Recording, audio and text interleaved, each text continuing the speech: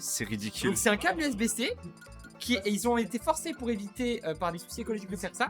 Mais ils ont réussi à trouver une faille dans la loi et dans qui leur a été appliquée, qui les force à, qui leur permet de faire des câbles USB-C propriétaires. Bref, on va se concentrer sur la game. Ça me termine, mais en tout cas. Et les joueurs qui ne respectent pas le joueur 1, joueur 2, je vais me nerfer. Ça c'est vraiment le. Rob contre. J'allais dire contre Flaco. Contre Falco. Du coup c'est crêpe sur Rob. Sur Rob, oui. Bon, j'imagine qu'il a un peu tous les persos du jeu. Oui, bah surtout il a un peu tous les persos du jeu et surtout son Rob il est vraiment pas dégueulasse. C'est quelqu'un qui est capable de faire dash attack et tilt en réaction. Attends, ok, d'accord, bah. Oh, voilà. putain. Bah. C'est BO5. BO5. C'est BO5 à partir de là, on est en winner semi, on est en BO5, on est pris les winners porteurs. Donc pour l'instant, la gueule du match-up, qu'est-ce que ça va être? Bah ça va être... Bah j'imagine que Rob va prendre facilement les combos.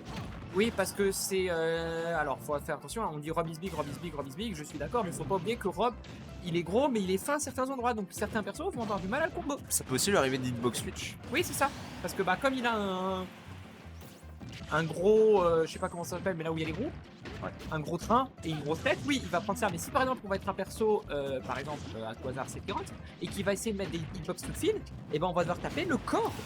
Parce qu'on peut pas taper les bras. Et excellente phase de la part de Crêpe. Ouais, là il a trouvé. Et là, il a rendu ça. Du coup, il a rendu ça even. Oui. Après, une phase de combo, ça arrive rapidement. Imagine qu'en fait, on maîtrise le. Je crois que c'est quoi? C'est le burning, je sais plus quoi. C'est une technique pour Rob pour aller plus haut et pour un mix-up. Bah, en fait, c'est comment dire, mais c'est un slingshot.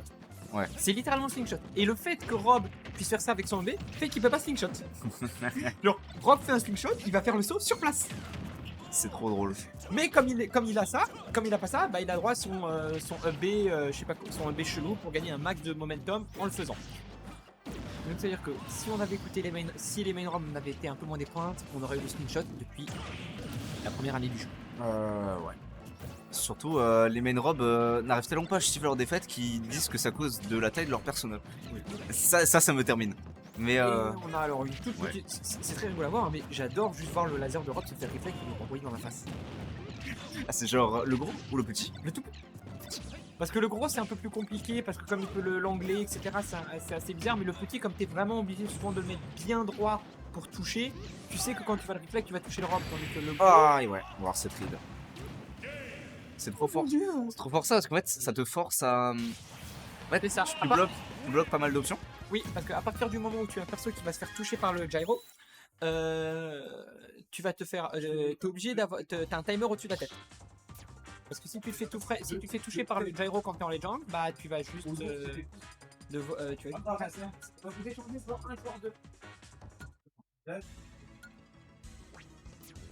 Est-ce que le gyro drop a un truc de propriété en mode propriétaire? Est-ce que s'il le renvoie, est-ce que le gyro ne le tape plus? Non, en fait le gyro c'est comme n'importe quel item, c'est celui qui appartient à la dernière personne qui l'a lancé, donc comme la banane de Didi, etc. Ouais. Mais là où justement ce setup en trap est dévastateur, c'est que le gyro de Rob envoie dans la direction où Rob regardait. Ouais. Et donc en fait ce qu'ils font les Rob, c'est comme ça, ils vont en ledge et ils font pas juste down toss du gyro, ils se retournent au dernier moment, ils font down toss, ce qui fait que le gyro va envoyer vers l'intérieur du stage. Et si t'es un perso qui dépasse et qui se fait toucher par le gyro, tu dois tech, ce qui est vraiment surprend parce qu'il faut que tu saches à quel moment tu vas perdre ton invincibilité parce que ça va te choper frame 1 cette connerie. Et donc si par contre si tu te fais pas toucher et si tu normal get up, bah le gyro va t'envoyer à l'intérieur, donc tu à distance pour le up smash. Et certains persos se font choper le jump. C'est trop un perso de fou. C'est ça.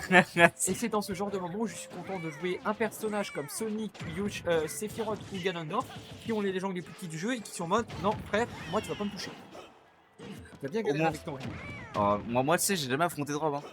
À part en online, j'ai jamais affronté Drop, t'as de la chance. J'ai trop de chance. Si, j'ai affronté 6 millions.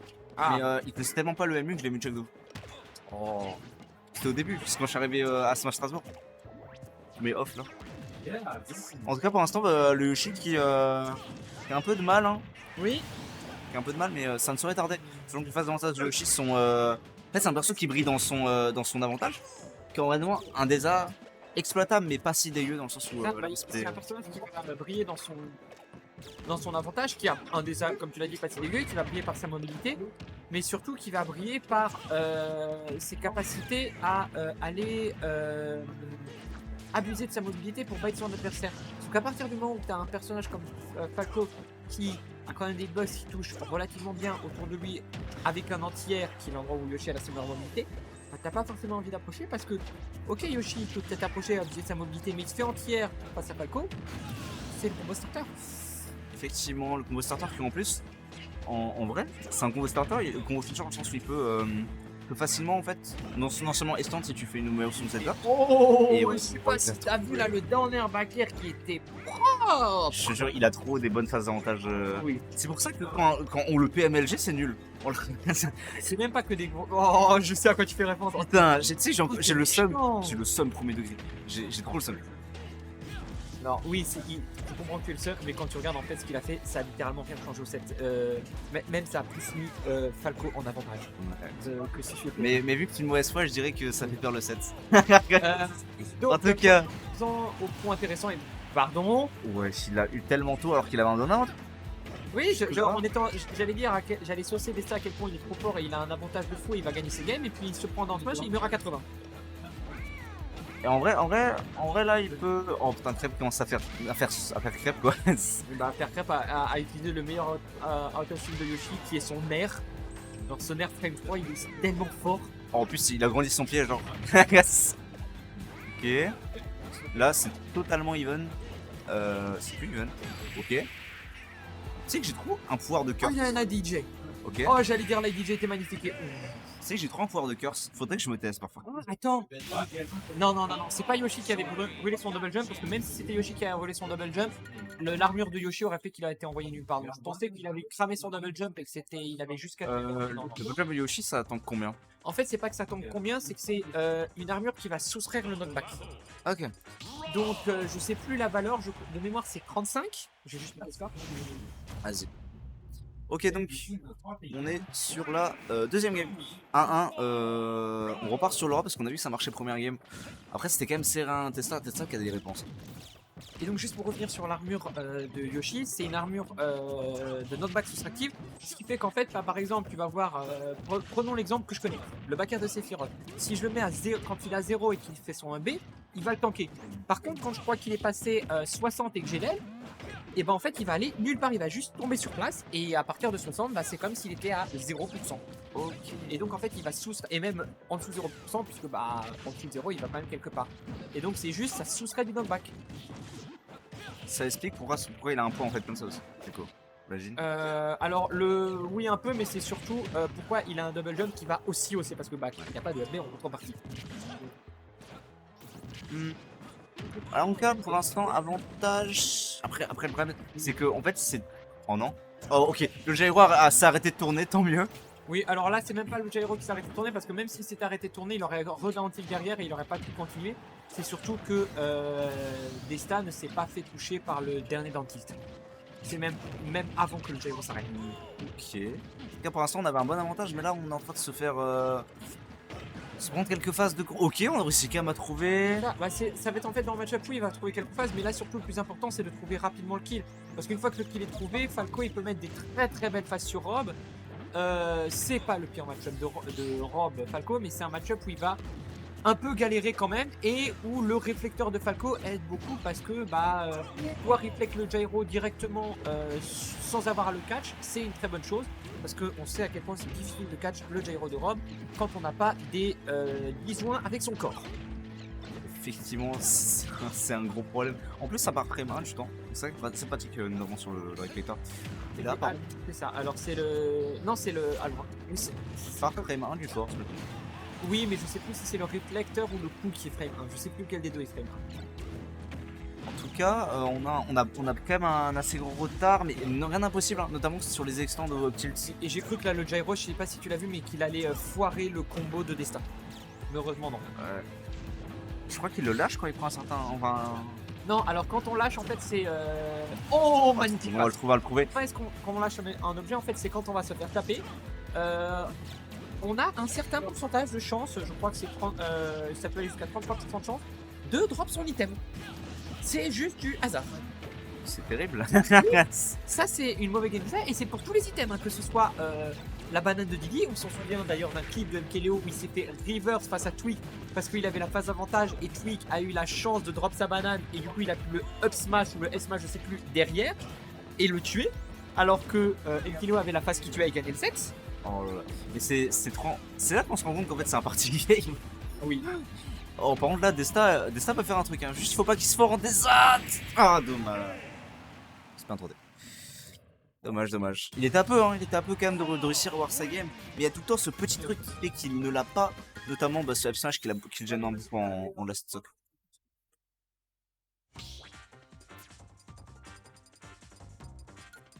Donc là, on a vu que Desta peut faire des choses. Desta peut avoir il a les réponses sur des endroits.